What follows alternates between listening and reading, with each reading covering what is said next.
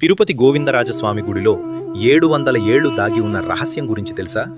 అదే రుక్మిణి సత్యభామ సమేత పార్థసారథి స్వామి మూల విగ్రహాల రహస్యం. మనం గోవిందరాజస్వామి ఆలయంగా పిలుచుకునే ఈ క్షేత్రం పూర్వం ఒక పార్థసారథి స్వామి ఆలయం. తమిళనాడులోని చిదంబరం ఆలయంలో జరిగిన పరిణామాల వల్ల రామానుజాచార్యులు వారు అత్యంత దుఃఖంతో గోవిందరాజస్వామి సుధా విగ్రహాన్ని ఇదే పార్థసారథి స్వామి గుడిలో ప్రతిష్ఠించారు.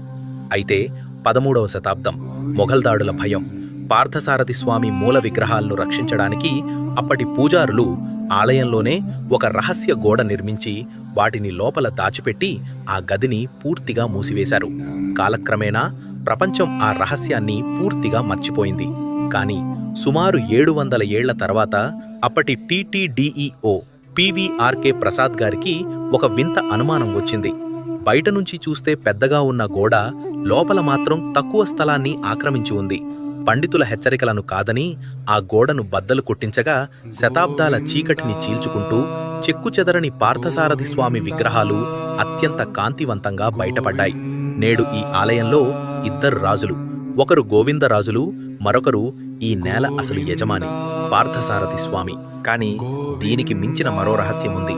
ఆ మంచినీటి గుంట దగ్గరున్న విష్ణుమూర్తి విగ్రహం కదేంటి? చోళరాజుల కళ్ళు కప్పి తీసుకువచ్చిన ఆ ఉత్సవమూర్తి విగ్రహం ఏమైంది? అసలు విగ్రహం ఇప్పటికీ సముద్రంలోనే ఉందా? ఈ రహస్యాలను పార్ట్ 3లో చూద్దాం. ఈ అద్భుతం గురించి కామెంట్ చేయండి. మరిన్ని రహస్యాల కోసం సబ్స్క్రైబ్ అవ్వండి.